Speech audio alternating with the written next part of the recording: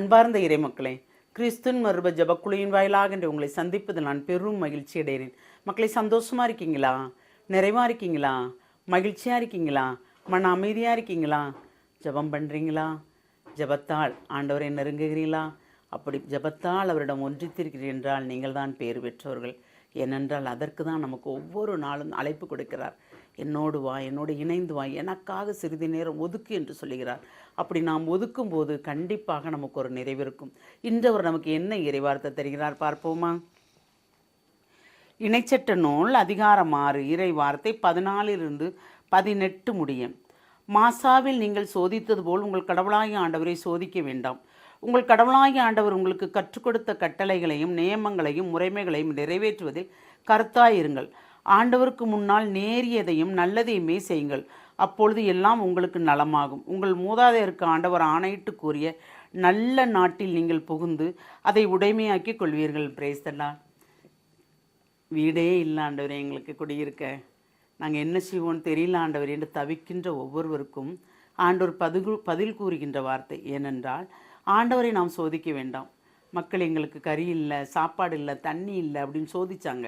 அதனால தான் அவருக்கு கோபம் வந்தது இல்லையா? நாம் அப்படிலாம் இல்லாமல், அப்போ குடியிருக்கவே எனக்கு இல்லையே, எனக்கு ஒரு இல்லத்தை தாருங்களேன் என்று கேட்கும்போது ஒரு நல்ல கூடாரமாக சொந்தமாக வாங்க முடியாட்டாலும் நம்ம தற்காலிகத்து குடியிருப்பதற்கு ஒரு கூடாரம் நமக்கு ஆண்டவர் தருவாரா இல்லையா? தருவார். ஏனென்றால் நாம் என்ன கேட்டாலும் தருகின்ற தேவன் நம்மளோடு இருக்கிறார்.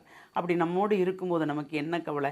ஆனால் அவருடைய கட்டளைகளையும் நியமங்களையும் கடைபிடித்து அவருக்கு நாம் உண்மையாக இருக்கும்போது அவர் கொடுத்த வார்த்தை அனைத்துமே நமக்கு நிறைவேற்றுவார். ஏனென்றால் நேரிய உள்ளத்தோடு தான், நல்ல உள்ளம், பிறருக்கு செய்கின்ற காரியங்களும் நல்ல உள்ளத்தோடு செய்ய வேண்டும். முறுமுறுப்போடு இல்லாமல் எதை செய்கிறோம் என்று ஒரு கைக்கு கொடுப்பது ஒரு கைக்கு தெரியாதவாறு நாம் செய்யும்போது எல்லாமே ஒரு நிறைவான ஆசீர்வாதமாக அமையும்.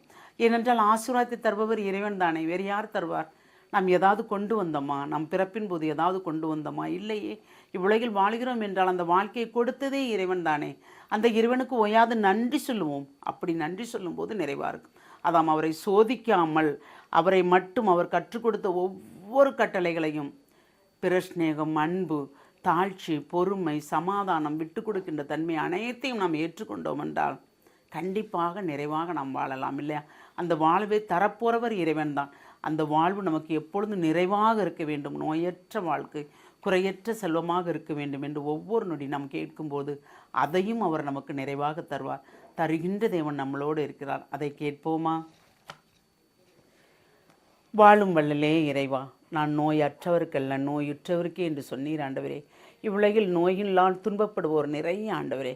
அவர்களை நீர்தாமே மருத்துவராக இருந்து அவர்களை நீர் பாதுகாக்க வேண்டும் ஆண்டவரே. அவர்களை குணப்படுத்த வேண்டும் ஆண்டவரே. ஏனென்றால் அவர்கள் அறிந்து அறியாமலோ தெரிந்து தெரியாமலோ என்ன தவறுகள் செய்திருந்தாலும் குற்றங்குறைகளை அனைத்தையும் மன்னித்து அவர்கள் உம்மை தேடி ஆமாண்டவரே படுக்கையில் இருக்கும்போதோ நோயிற்றிருக்கும் போதோ உம்மை நாடி தேடும்போது அந்த உள்ளத்தை ஆற்றுப்படுத்துவராக நீர் வந்து அவர்களை நிறைவுபடுத்த வேண்டும் ஆண்டவரே. நோயற்றவருக்கல்ல நோயுற்றவருக்கு என்று சொன்னவர் நீராண்டவரே. நோயுற்றவர்களை நிறைவாக மருத்துவராக இருந்து மருத்துவருக்கு மேலாக இருந்து நீர்தாமே அவர்களை பாதுகாக்க போகிற கிருபைக்கு நன்றி கூறி நாங்களும் நோயற்ற வாழ்க்கையை குறையற்ற செல்வமாக வாழும்படி எங்களை நீர் ஆசீர்வதிக்க போகிற கிருபைக்கு நன்றி கூறி எங்களை முழுமையாக உம்முடைய இரக்கத்துக்குள் ஒப்புக் கொடுக்கிறோம். ஜெபங்கேக்கும் நல்ல பிதாவே. ஆமேன், ஆமேன், ஆமேன்.